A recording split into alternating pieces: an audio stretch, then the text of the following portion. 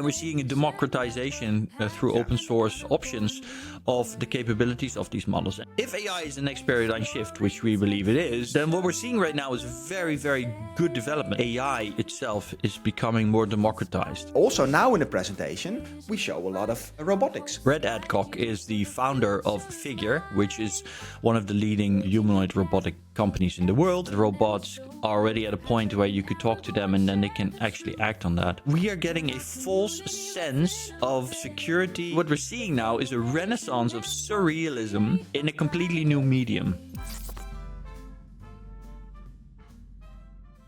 Good morning, Amsterdam. Good morning, Night City. Okay, I can't help myself every time I do that. Do you play the Cyberpunk 2077, right? Of course I did. I did I did the initial release with all the bugs and everything in it, and I got through it without too many problems. But yeah, nice. Yeah, but that, man, some games. I know this. I went completely off the script already at the start, but some games have these iconic things at the start where you hear it. I mean, I have my favorite games, not every single one of them, but there's like two favorite games, like Cyberpunk is one of them, where the first sound you hear when you open the game, it gets edged into your consciousness. And then this voice line, particularly for Cyberpunk, it just always sticks with me. But anyway, yeah.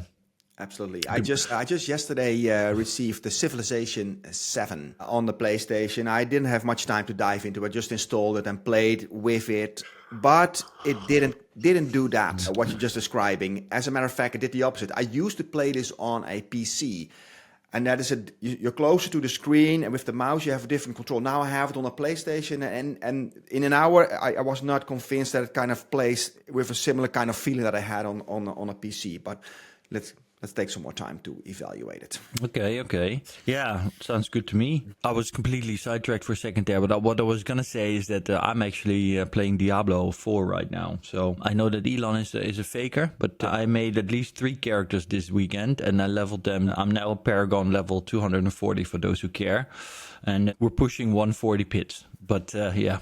And it's real. I didn't pay any Chinese people to do it. But maybe some other people will pay you then. Yeah. How are your principals going to hold up if Elon is going to call you and say, hey, I will transfer you some money for your character? What are you going to say? Take the money or fuck you, man, build your own character? That depends on the money. If he's paying me fuck you money, then, I might just say yes to that. I mean, being able to never worry about money again because you played the Diablo for Elon? Or being principled and calling him a cheater. Well, you know that there's 100,000 Chinese farmers doing the same thing. Yeah, I mean, let's be realistic here. I can probably do more good if I it's not like I have to kill somebody. Let's just put it that way. Right. Hey, let's look back in the past days. We had some great dinners last week with ServiceNow. When you say it like that, it's like people will be listening to this and they're like, these guys, what? They're just having dinners. They're just having dinners. Yeah, well, I just love these dinners. I love dinners too, especially our dinners. Yeah, but this is not a normal dinner, right? We're talking about a dinner. But as a matter of fact, the more important thing is your keynote deconstructed the small parts and then having the time to digest it together with some food and some drinks and a good conversation. And that format is just working really well. And I also walk away with a lot of insights. If you talk to all these different people that are trying to deploy everything with that speed in their organizations and are facing the troubles that come with it in adaptation, speed.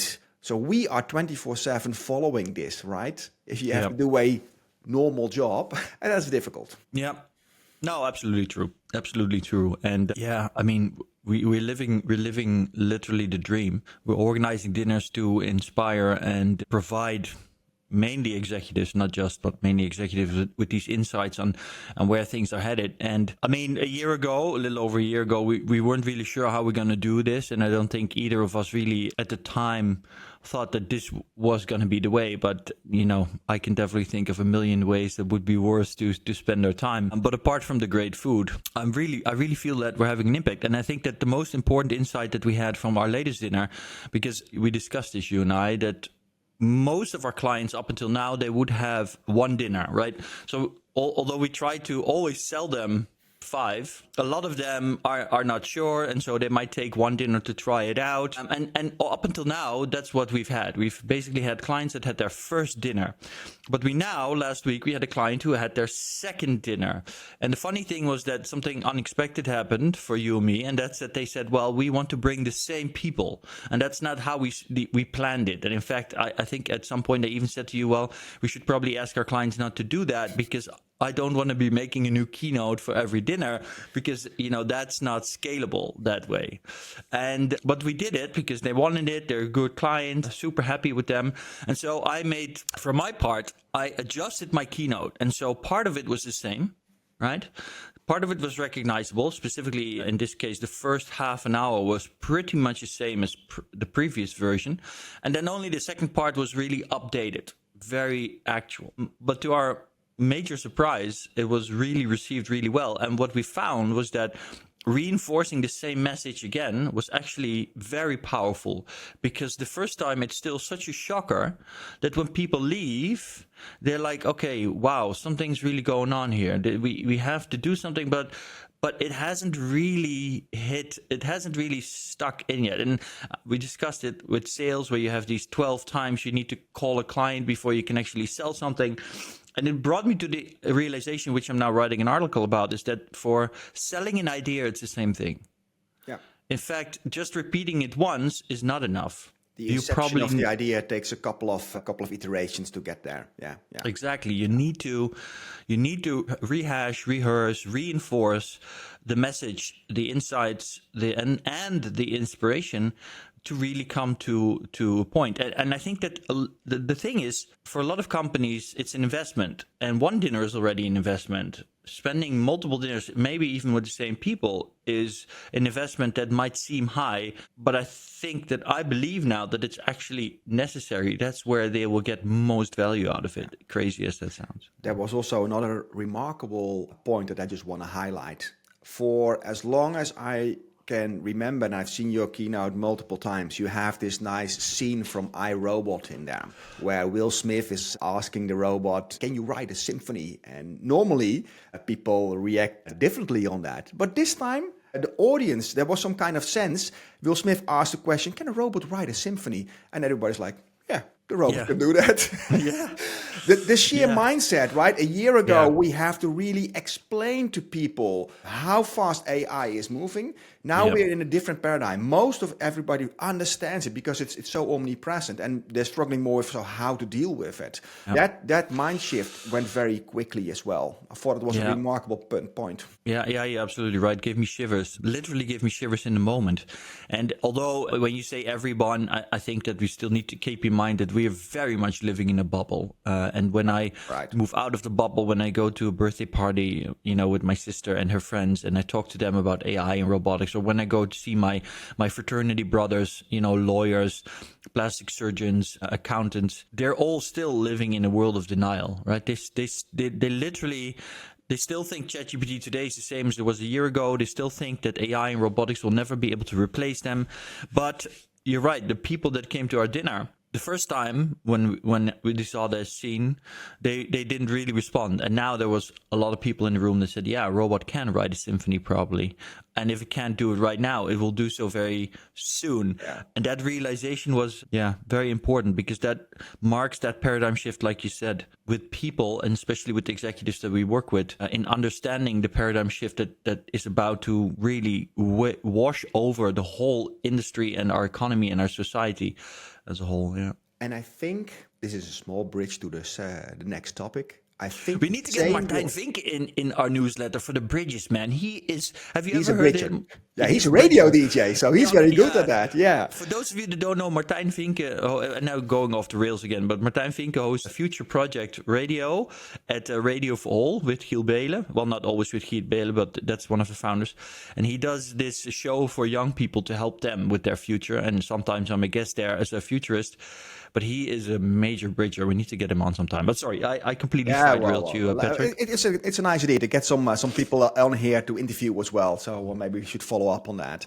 But what I wanted to say is that also now in the presentation, we show a lot of robotics, and people go like, "Oh no, robots! That's not going to happen in my lifetime." And then we've been talking about Unitree for quite some while, right? Here we know that Martijn Lucas, who is the owner of the Oddbot, he's been in robotics for quite some time. He has ordered one. He is in the innovation network, and I finally got a chance to play with it. And we got some video footage of it, so here you see me walking with it. And so this was during a conference. We are here in the back room on the conference, and people were just walking in, and the amount of attraction that you have, people just see a robot, and then they're approaching it, and then the robot walks to them, and they are afraid because they don't know what's going to happen, right? But people came back for 5, 6, 7 times, asking to do a selfie with the robot and all these kind of things. We wanted to dress him up, so we gave him shoes, see how that worked out. Oh, this I didn't see yet, because on the first video, you guys are commenting how he really slaps his feet down, right?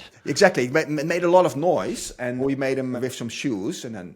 Actually, those are really important things, right? You might not think that, but actually, do you see that he walks more normal with the shoes on? It is. And do you also see that Martijn is now grabbing him? In all the videos that we've seen, we see a lot of people kicking and hitting with sticks to prove the point that it's stable.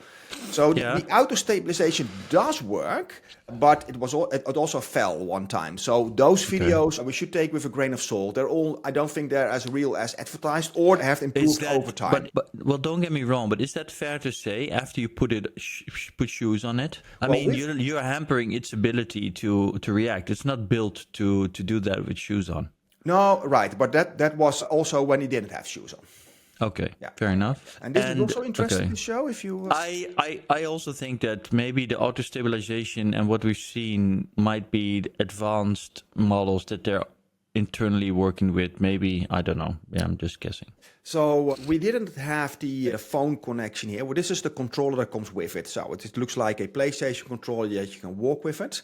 But it has all kind of sensors in its head, and that should basically, the vision of the robot should then display on your screen. So people who have flown a drone recognize this, so you can see on the screen what the drone is seeing. That is how it basically should work. Now we just have to guide it, go left, go right, but then you can say, walk to this object and pick this up. That is basically what you then can do. Okay, and so how granular is that control? Can you say something about that? Is it as easy as clicking like, okay, I want to go there, pick that up? Or do you... No. I mean, is it literally like controlling a character in a game where you have to do everything? And do you have to really Well, as long as you not have the video connection, so the robot can actually see what you wanted to pick up, you're just stuck with these commands that are on here. And some other commands that are not on this sheet, but it is like waving, put your hand up, put it down, turn around, go sit. Those are the basic commands that come out of the box, basically. And for the rest, you have to train it. Okay, you have to train it. And what does that entail? Because if you tell me it like this, I would say, and I'm a skeptic, I'd say, well, this is just a gimmick. What good is this robot? So what's Martijn doing with it, and how are they training it? At the moment, it's very much a gimmick, right? And he is now diving into it with one of his technicians. And we have made an agreement that next time we want to take this robot out for a walk, to put it in the tram and go to the city center and make some footage of it. And he will try to train it and see how advanced he can get. But we have to take into consideration, this was a deliberate purchase. This is one of the cheapest robots on the market, right? One of the first. He paid 15 or 70K for it, just to have it here and experiment with it. It's not a figure one or a Tesla level robot, right? Yeah. How are his hands? Does it have fully motor hands? Because when you said we're going to take it outside in the tram and stuff, the first thing I saw in my head is you and that robot standing in Amsterdam at the snack bar, having some fries with mayonnaise. Like, you know, how when you go out, maybe this is a Dutch thing, but in my mind, you know, that image of people when they're outside having some fries together, and I already see the robot with his hat on, like trying to get French. Yeah, how is the motor control of the hands? Well, it is a funny thing because these are just, you cannot move the hands; they're fixed. But you have different hands that you can put on there. They can grab something. So you have like hook hands with like a grabber. This robot at this event needed to cut a ribbon to open the event. So we actually put with a tape a scissors in it. which was actually funny because within 5 minutes we basically have weaponized the robot already. I was going to say, it's Edward Scissorhands, like the killer robot. Okay. So, but that's how that works. Yeah. Talking about robots, let's take a look at the feed of Brad Adcock, because he made some interesting announcement as well. So for those of you that don't know, Brad Adcock is the founder of Figure, which is one of the leading humanoid robotic companies in the world. Figure robots are currently the most up-to-date model is the one you see here, just Figure 2, and it's already being deployed or has been deployed in BMW factories in Germany. Mike Gamson. Okay, there's some ex-LinkedIn executives are friends with him that I know. Anyway, yeah, so this is Brad, and he's quite active on LinkedIn and also on X, and he's been posting some interesting stuff recently. Actually, this is something he posted 2 days ago. I wasn't aware of this, but he has 2 other companies. So Figure does the robots. He also has the company Cover, which does electric VTOL aircraft. So aircraft that take up straight into the sky, or which you could use in cities and stuff like that. And he also does weapon detection systems. So I wasn't aware of that. I only figured that out last week. Is that cylinder? What is that? Is that a weapon detection system? What is that? Yeah. So it looks like a small cylinder, but I think this is what you would have at an airport, and you stand in it. I'm not entirely sure, man. Because like I said, this is new for me. So these are the planes he also is developing. Vertical takeoff and landing, VTOL. And this is the detection system, airport detection system, I think. Yeah, but let's see, because now... Wait, you're scrolling past it. Yeah, so what I found very interesting is that he made a decision to move away from OpenAI model to making his own model for the robots. And those are the 2 posts there. If you click on the top one, then you see is more explanation why he did that. A few additional thoughts from my announcement today. That's the one, Yeah, so I was also, I thought this was very interesting because for anybody that's seen my keynote or been at one of our dinners in this last year, you will know that I very prominently show a video of a Figure robot where it's using OpenAI, and the video is already a year old. That's why the guy is asking the robot, can you tell me what's on the table? Can you hand me something to eat? And the robot takes quite long to respond. There's a long response time, and this is a clear indication of it being a much earlier model of GPT, because now the response times with advanced voice mode are basically instant. But it still is the most impactful video of showing that robots are already at a point where you could talk to them and then they can actually act on that. It was very powerful. But now, Brett has said they're gonna go separate ways, and basically what he says is that getting the models to communicate through a large language model, so the speaking part of the interaction, is actually, according to him, the easiest part of building an AI for robotics. It's much harder to build everything else.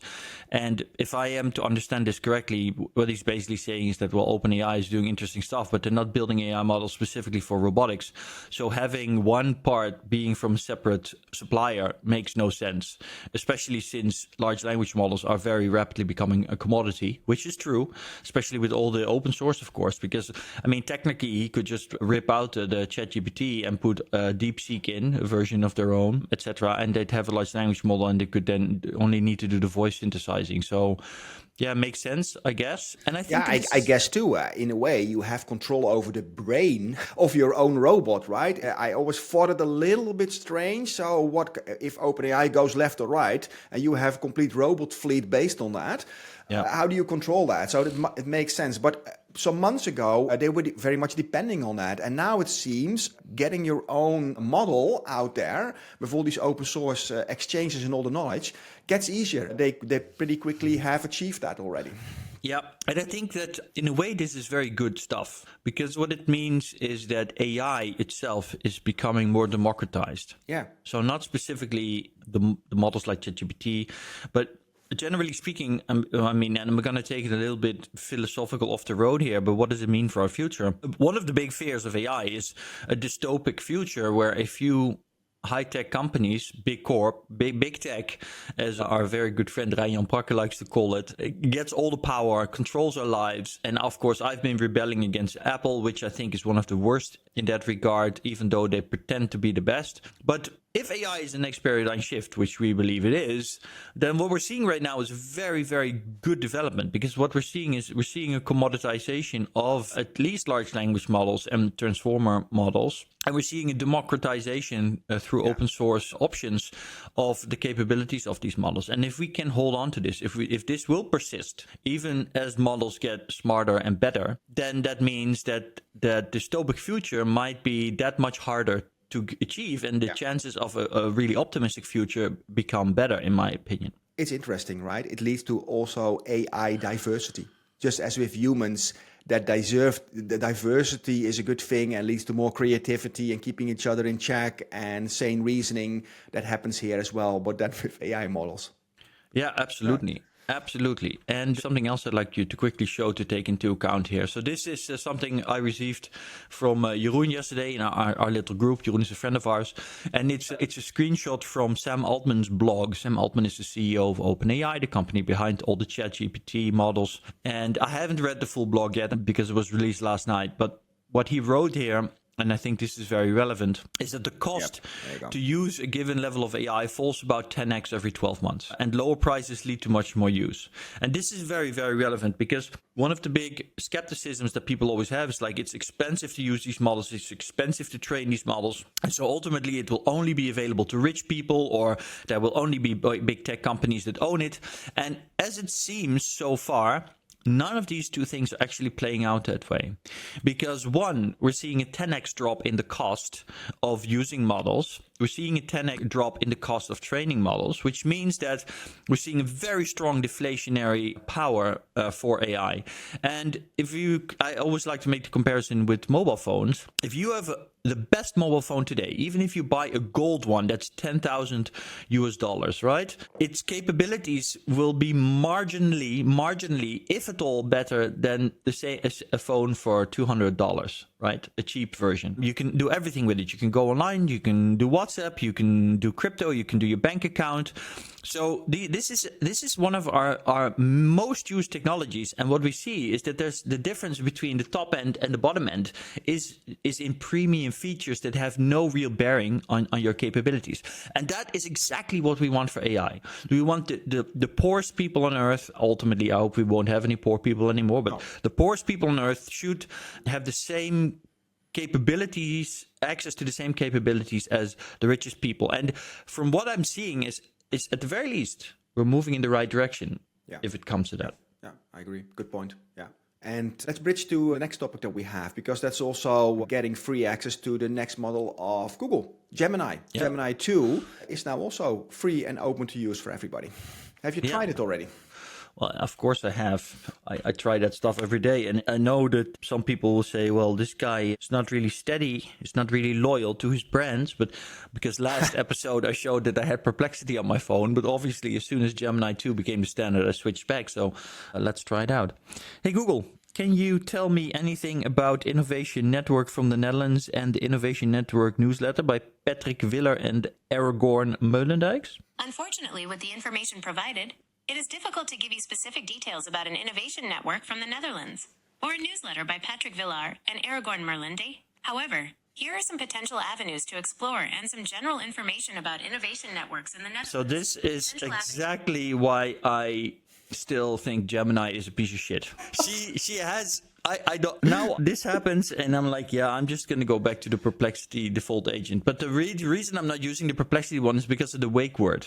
I can't actually just talk to it, but it shows perfectly. Gemini has a great voice, right? The voice synthesis is wonderful, but it literally 5 out of 10 times just gives me shit answers, doesn't know what I'm talking about, says that it can't do it. It's so bad. It's like Google is just making a farce of this. I don't know what the heck they're doing, but it's bad. For every question that you have, or just now this specific question that is not answered to your liking?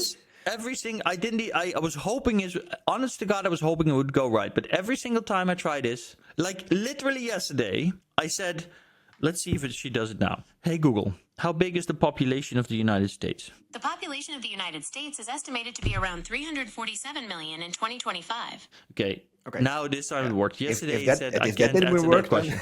I Yeah, completely agree. but it does sometimes. Yesterday it told me I can't answer that question. I'm a large language model. It literally told me that. And the craziest thing is that here I have another Google phone, and this one actually popped the answer. So two phones, both responding. This one gives me the answer. This one says I'm a large language model. I can't answer. But that stuff also happens with OpenAI. Sometimes I'm in the car and then I have a simple question, and then the answer that I get, I'm a large language model, I cannot do that. And I know, well, you look it up on the net, I cannot search the web for you. What do you mean you cannot search the web for me? You can search the web for me, and you get these types of answers. I don't know why that is, but that's not exclusively Google. Well, I feel that it's really bad with Gemini. Gemini is a very high percentage of failure, and it's too high for something that you want to be able to depend on. Like, let's see, I also, so far it has never been able to open my Spotify, which by the way, with the old Google Assistant, it worked just fine. Yeah. By the way, are you on the latest model there automatically that you use on the phone? Yeah. Just to thinking experimental. Well, I can see when I keep this button pressed and then, so, hey Google, open Spotify and play. Sure. First, I'll need your permission to turn on the Spotify extension. Oh wow, this is new. And nice. Playing on Spotify. Bang! Thank you, Google. Hey, but there's another thing that I liked about using Gemini.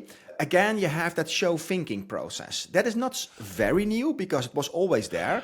But that entire train of thinking that you have with DeepSeek, that it explains all the steps that it goes through before getting the answer, I thought it was very meticulous at Google, deconstructing the request, brainstorming, identifying the audience, brainstorming the pros and cons of something. It just goes on and on before I get my answer, which is interesting. For me, that is giving me a little bit more insight into you don't see what's in the black box, but it gives you a little bit more insight about what comes out of it and then is being reasoned through. I like it. Yeah. And I see you're frowning. You don't like it, or what is that? I've been thinking about this because ever since DeepSeek came out with showing its reasoning, people have been super excited about it. And all I can think is that it's such a fugazi. It's a major fugazi because, as I've explained multiple times before, what it's showing you is just what it thinks it's thinking.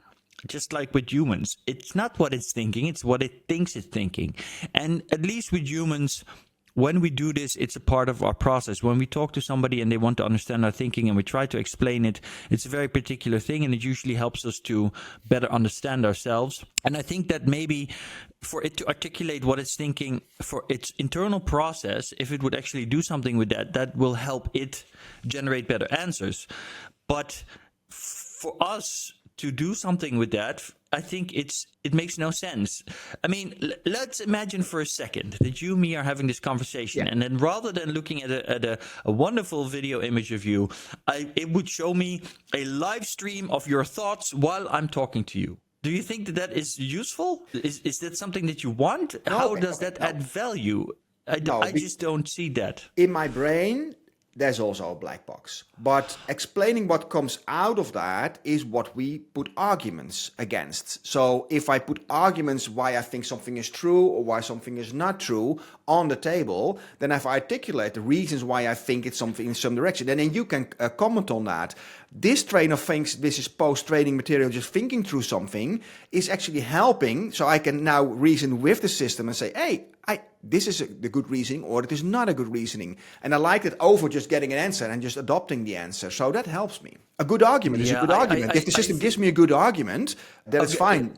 Okay, yeah, but then, okay, maybe I'm not explaining this correctly. If before you could just ask it, show me your line of thought step by step, and it would also do that.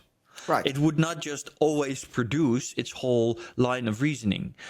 And I think that was very valuable. And if that process could be improved, that it would actually already kind of work out its reasoning and not show it to you. But if you ask about it, it shows it to you so that you can see that and take it into the conversation. I think it can be useful. But I think that right now, we are getting a false sense of security and understanding and even anthropomorphization, which I don't think is all bad like a lot of people think, but it's misleading. The idea that we can now, we can see its thoughts. No, we're not. What we can see is reasoning. if it's part of the process to get to a better answer, I think it's useful. If it is, but what it's really doing is it's giving us a full sense of understanding of what is going on inside its thinking process. And I'm not a fan of that. Does that make sense? Yeah, but I think what you're saying makes sense. But while we don't see the thinking, we see the reasoning afterwards. That is the inference part of what the AI model is doing now.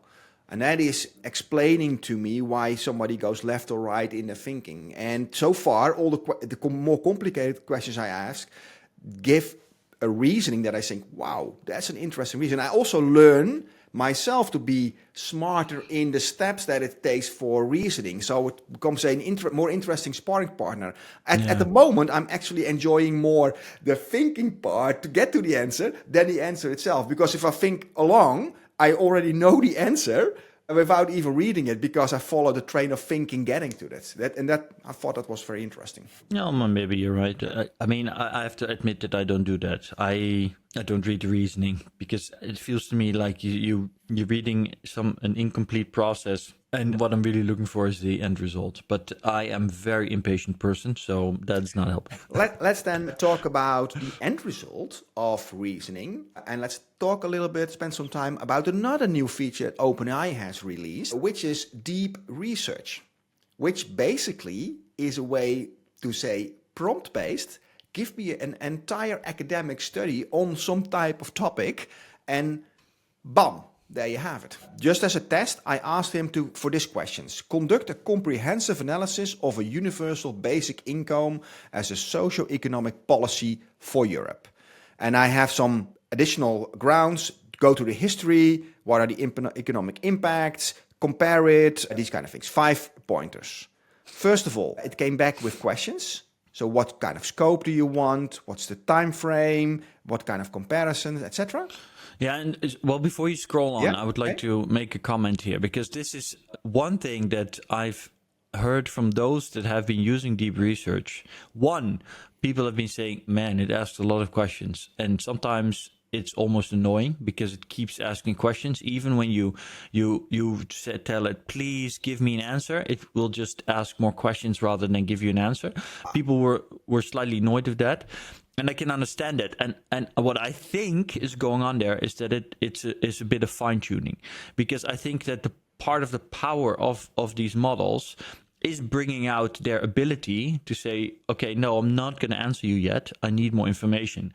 But it needs to be able to understand when we pass that threshold. And it's funny because a lot of that comes in nonverbal communication. When I'm talking to you and you keep asking me questions and I am in a rush and I want to get to the answer, you would be able to tell from my voice and my body language that, maybe now is not the time for all the other questions, but an AI cannot do that. But it does signify an important change in models, which I was talking about start of last year, 12 months ago. I definitely already talked about this with you. And that is that everybody thought that prompt engineering was going to be a thing, that was literally going to be a new kind of a job, a new kind of industry.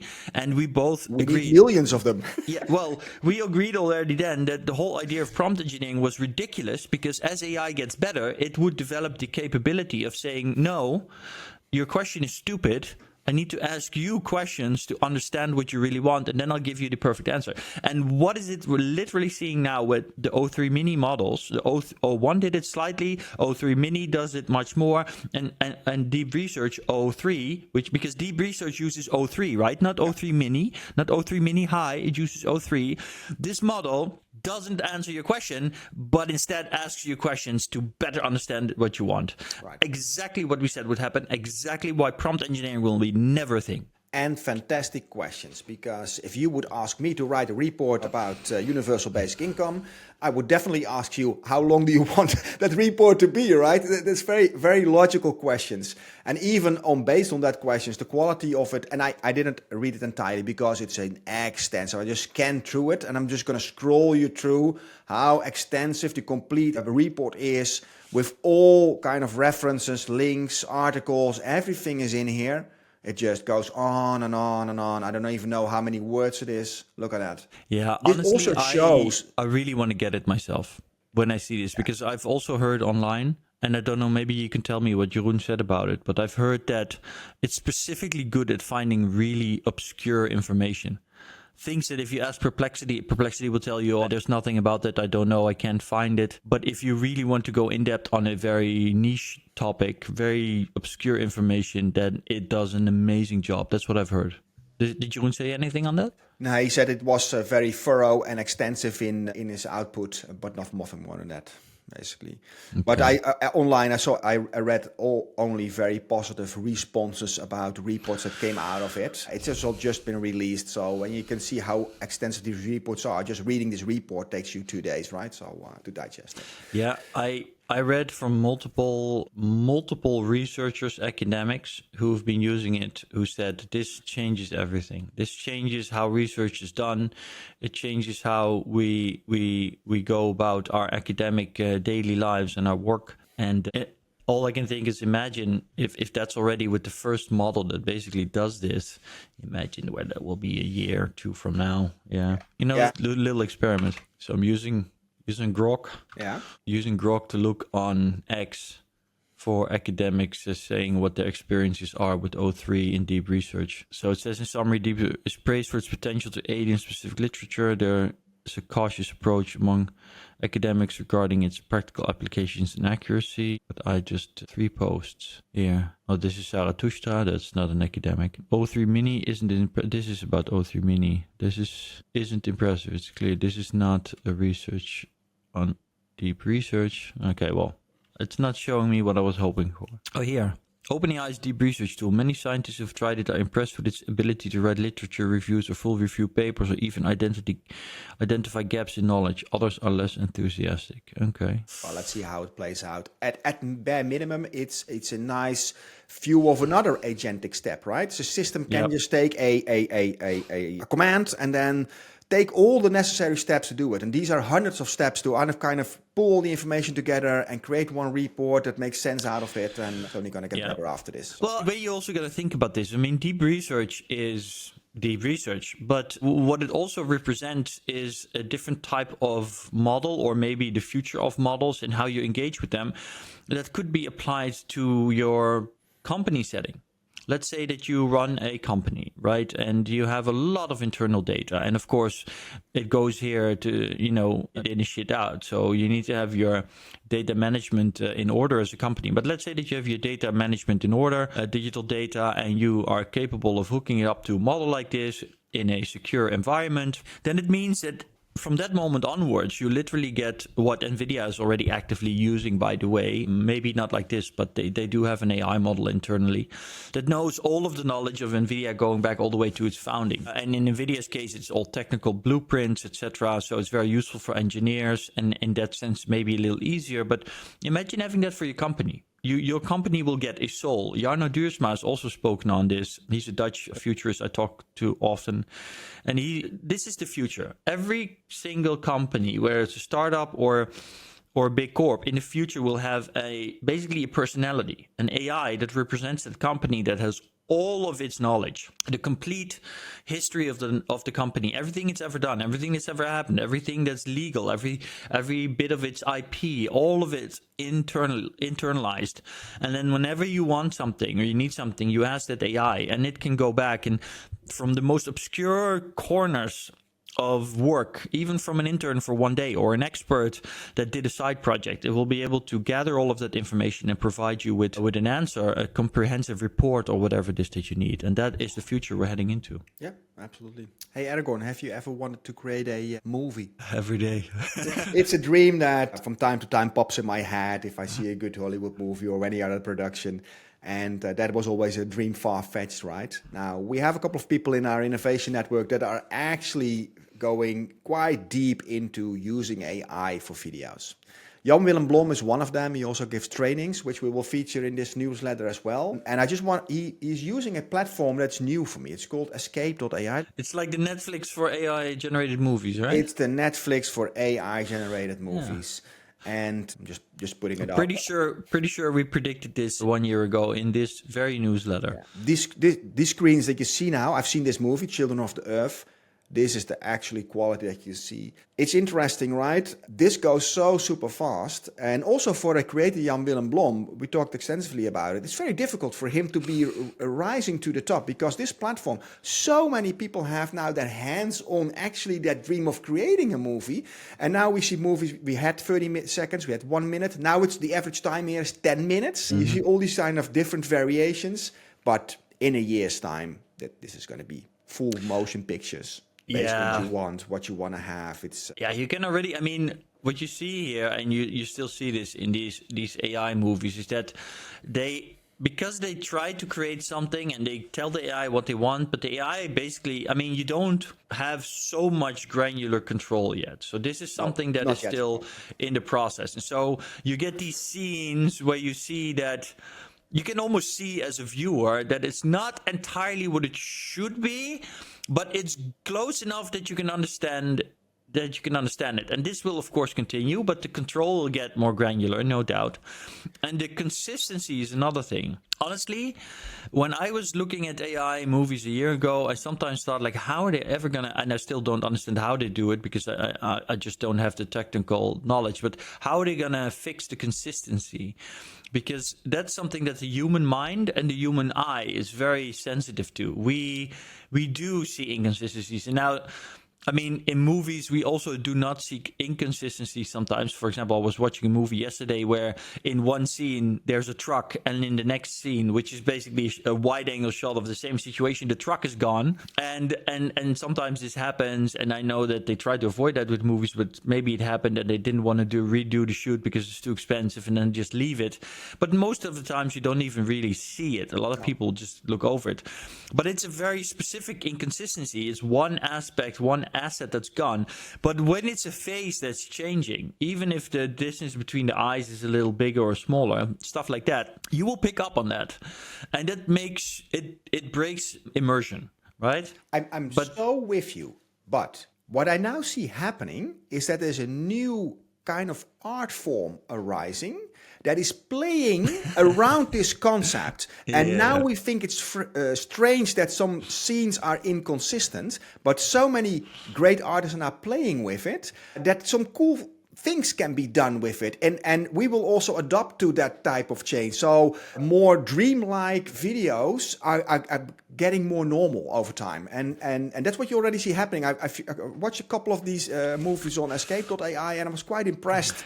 The fun factor of it, of just going through it. It's a new art form. It is. It's actually interesting. Because I was thinking, oh my God, now I'm having a brain fart, but you probably know this. I have not a painting. I have a replica of Salvador Dali hanging in my bedroom. This is absurdism? What is this? No. Impressionism? No. I'm so bad. I'm really showing my true colors in my art knowledge here. Wait, hey Google, what type of art is Salvador Dali? What genre is this? Salvador Dali, yeah. Salvador Dali is primarily known for his work in the Surrealist style. Surreal. Let me start over. Surrealist style. So this is so weird. So that phone answers without me having to unlock it. This one doesn't. Okay, whatever. But surrealism. Yeah, so in a way, what we're seeing now is a renaissance of surrealism in a completely new medium. Exactly. And not only Salvador Dali can do it, but now millions of people can do it. So let's see what happens then. Yeah, it's not all going to be of the same quality, which is why I highly recommend everybody listening to this to watch the work from our very own Salvador Dali, Jan Willem Blom. Yes, absolutely. His movie on there is called Obsidian Rift, just been released in January. So if you want it's to very cool. We'll link it in an article. It's a weird sidestep, but I do want to highlight something that I saw, which is called GeoSpy. It's not a weird sidestep. It's moving from the surrealistic world to the real world. To the real world. Yeah. I'm just going to play the video and I'm not going to talk. This is a warning.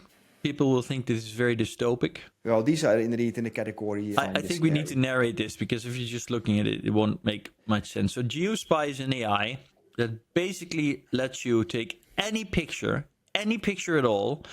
You feed it to the AI, and then the AI will tell you the exact geolocation of that picture taken. And this was even a picture taken from the inside of a room Yeah. So you saw a blurred vision through the window, and then they recognize where that original room was. Yeah. So even an inside picture that is partly showing Yeah. something outside can potentially reveal your location. Yeah. And I'm sure that people will think this is creepy and scary because it would basically mean that if anybody online would have access to this day and you post a picture of on social media on holiday, they would know exactly where you are.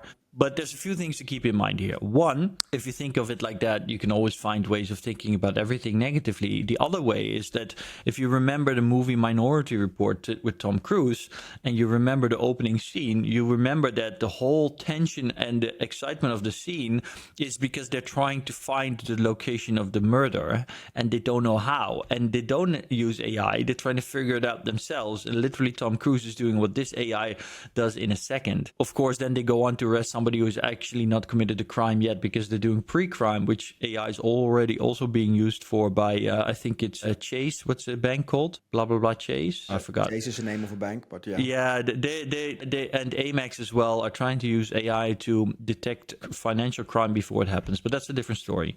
But it can be really good for that, because imagine that you are a woman and it's late at night and you think you're going to be harassed. Technically now, all it would take for you would be to send a picture, which you can do without making any sound.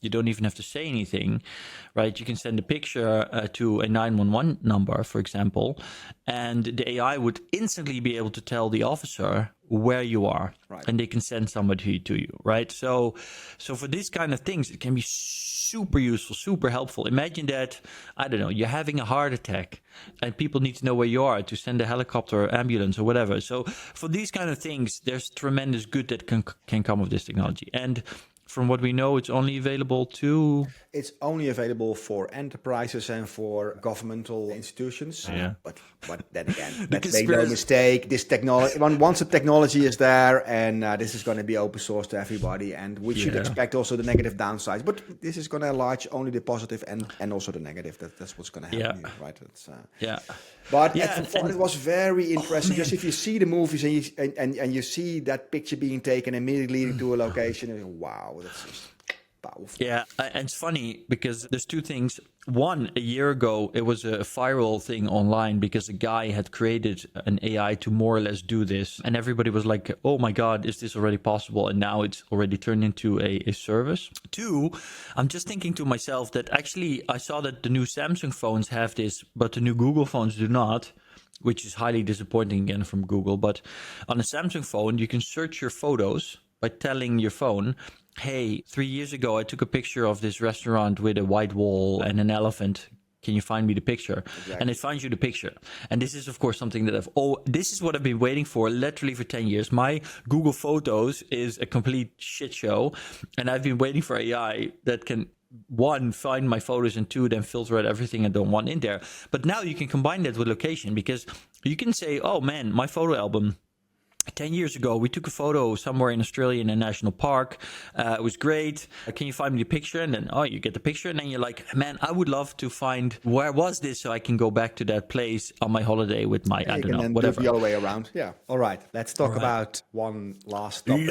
Le Chat Noir. Le Chat Noir. We finally have some good news out of Europe. Well... Wow, come on. This is good. This is fun, right? The French Revolution. It is. Yeah. It's good. And I'm happy about it, even though I'm not happy it's French. No, I'm kidding. It's very good. But the thing is, I was thinking about it last night when I was trying to try it out. And I realized that what we're seeing now is a polarization and since the 90s, as I grew up, and let's not go too deep into this, but I just want to point it out. Yeah. I've written this week that we're entering a new Cold War, and that has everything to do with AI. But as I grew up in the 90s and the early 2000s, that was a period in which the world was more united than it ever was before, and we didn't even realize it. And now we're getting less united, right? If AI had been coming out at the end of the 90s, it would have been democratized for everybody to use. Bill Clinton, for example, GPS technology was invented during the Gulf War in the early 90s. And then at the end of the 90s, after a plane crashed in Japan because it didn't see a mountain, because it didn't know exactly where it was, Bill Clinton said, we will democratize the best version of GPS as it is now only being used by the American defense system. Today, you could never imagine that anymore, right? Trump would do the opposite. If Trump could right now, he would just say, fuck all of you. I will keep this technology only for America. You will not have it. And that is why I am sad when we talk about French AI.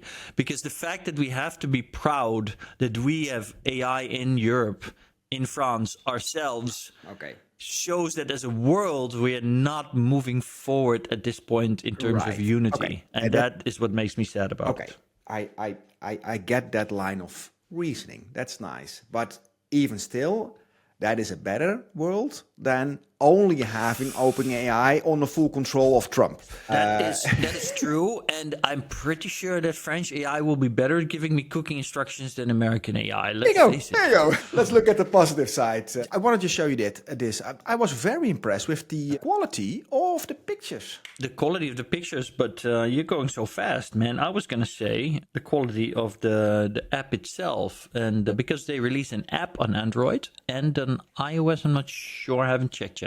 So the app is good. It has a lot of free features, a lot of stuff for free, but the quality of the pictures, you're absolutely right. Because there's two things you see in this picture. One, it looks super realistic. And two, even though the text in the background, the stats gallery, it's not perfect. There's an eye in there that doesn't need to be there. No. But it is surprisingly good. Although I do wonder why there are shoes in this bookstore. I said 2 girls shopping for shoes in a comic store. As a prompt. No! Yeah. Really? Yeah. So oh my that's God. an accurate kind of finding a solution to get the picture out there. That is crazy. So because I thought that it was just making mistakes, but it literally is part of the prompt. It's a comic store, and there's even some shoes here at the table. Wow, that's why the characters are on the shelf at the top as well. Holy shit. Okay, I have to say, it really seems like the image generation here is on par. Can you easily change things out? Can you yes, because I did here. Show us. Changed to winter clothes, and I got this. Okay, but it changed the whole picture. The whole picture. No, you cannot edit the picture. No, there's no inpainting. There's no inpainting. See, so this is really this disappoints me because I mean, come on. Okay, so this is top quality, but inpainting is a must now. I mean, I wouldn't know how to live without. I use Midjourney in painting so much again now. It's just so good. Well, but maybe not jump to conclusions yet. I just opened an account. I've not played with it. Maybe it's all behind Pro. I don't know that yet. I don't even have installed the app on my phone. I was just playing a little bit to prep for this newsletter. Just 24 hours. That's the only access that I have to we can ask Ranjan, our friend Ranjan, because he's trying to ditch old big tech. And as soon as he heard that there was a French AI, he basically got rid of all the others and got a subscription to this. I don't know how he can possibly, blindly trust the French like that. But I thought it was a great article for the newsletter to at least people know there is a French alternative. Let people. I'm going to play with it. I'm going to compare all of these things and see what just gives me at a certain type of question the best answer. So there we go. Yeah, I'm definitely going to play with it. I'm very excited about it. I added it as well. I don't think I'm going to add another subscription to my massive list of subs because holy damn boy. But if it turns out to be really good, I mean, I didn't realize this. Obviously my work is seasonal with speaking, and so my income differs a lot. And this month I became extremely aware of the fact that I have over 200 euros in monthly subscriptions for all of these AI things. And that is, of course, you could say, well, if you just have OpenAI, you already have 200. But I don't even have that one. So this is just 10 other ones or more. But yeah. But let's wrap it up. Any final words from the big guy? Final words from the big guy. Are you calling me fat? I was referring to intelligence, buddy. Oh yeah, big brain. Yeah.